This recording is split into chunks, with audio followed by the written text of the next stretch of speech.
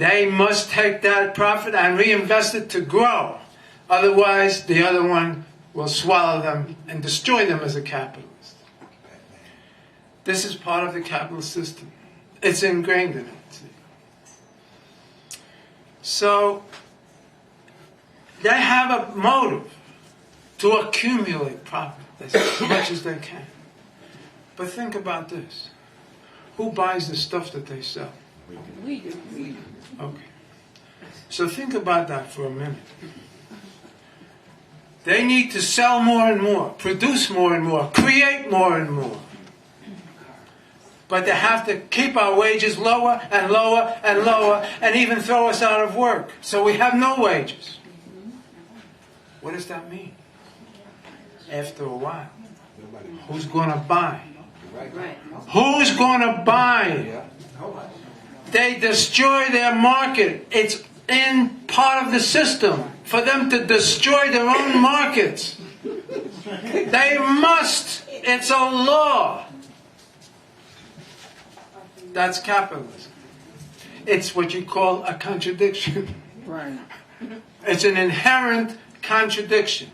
What that means it cannot be removed from the system as long as it's a profit system. That's what it means.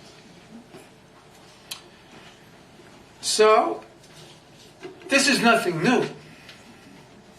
This has been with capitalism since it began. But it grows. And it grows, and it grows. What happens is, under capitalism, production, the urge to production has no limits, except what's technologically possible. General Motors wants to produce as many cars as they possibly can, but pay everybody $14 an hour. Right. How are you going to buy a General Motors car on $14 an hour? You can buy it, but they'll repossess it within 6 months. Buy it on credit. That's right. You buy it on credit, and then they come after you. The first time, then General Motors puts you on layoff, and you lost your General Motors car right then and there. That's right. That's a contradiction that they can't get around, and it's our crisis. Their system brings a crisis on us. Our job is to put that crisis back on them. That's what Workers' World Party is for. That's what the Organization of Workers is for. That's what understanding capitalism is for. In order to be able to get out of this permanent crisis that they put us under. And to understand it. And not to be deceived by false words and fast words that try to conceal that this is a system of class exploitation and national oppression which aids and assists by dividing the working class. When they talk about mosques, and they talk about the Quran, and they say Obama is not an American, he's a Muslim, and he comes from someplace else. It's all meant to divide the workers, throw dust in their eyes so that they can't see that these exploiters and plunderers are taking money from our pockets every day in every way. That's right. You go to the factory or the office, they exploit you, they take your labor. You come home, you buy something on a credit card, they take more money in interest and fees and so on. You got a house, they take money from you in interest that is just it's your wages, but you have to hand it over to them. You get a sales tax. That's money out of your pocket. Every way they have to pick your pocket, and it all goes where? Back to the capitalist class. One way or the other. It goes to the banks to begin with. Then the banks, if they please, will lend some of it to some of the capitalists. To the big capitalists, if they feel they can make a profit on it.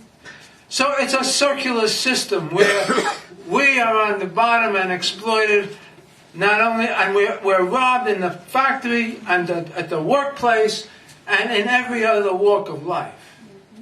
Because we're surrounded by the system of private property and capital. Now, okay, so having said that, I still haven't answered my own question, which is, where are we?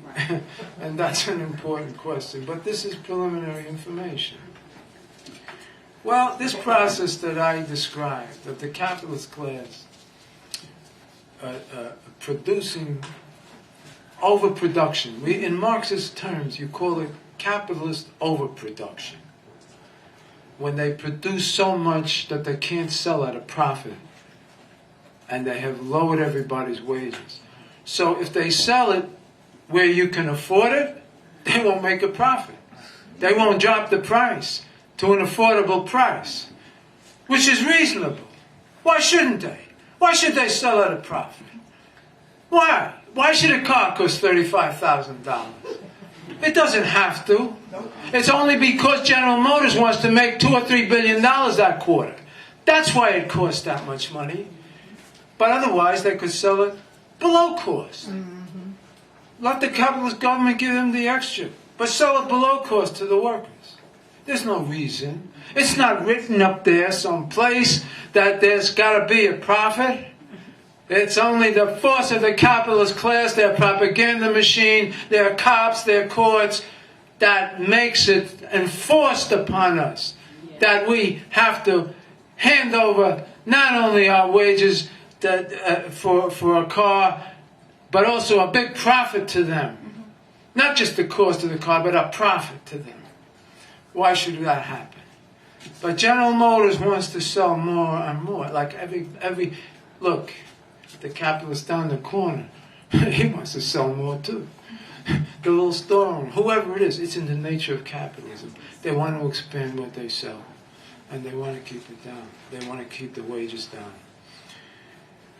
So what's happening now is that overproduction has reached a certain point in the capitalist system. And bear in mind, I mean overproduction of commodities that must be sold at a profit. It's not, there is no overproduction in terms of human need. That's right. There's no overproduction in terms of human need. You've got people who are homeless and you've got houses that are empty. That's because of capitalist overproduction. You have workers in rural areas whose car breaks down and they lose their job because they can't get any place. But the auto industry is shrinking the auto production. There's a need for cars. There's a need for trains. There's a need for food. There's 6 million people in this country who live on food stamps alone, have no other source of income. No other source of income. But the giant agribusiness companies get paid not to grow food. Or they get paid to send food to storage houses in the Midwest, in Iowa, and places like that, to take it off the market so the prices can stay up. That's capitalism. That overproduction under capitalism is overproduction of things that can't be sold at a profit. And this is what is happening now. This crisis is the result of capitalist overproduction. That's what's underneath everything. Now, the more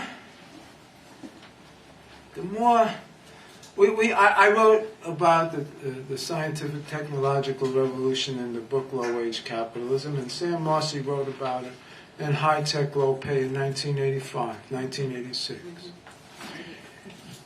And what Sam called attention to, what Marx called attention to before any of us, is that technology serves as only one purpose under capitalism. We think of it as a wonderful thing, it makes life easy, instead of having to haul a chassis by hand, and hoist it onto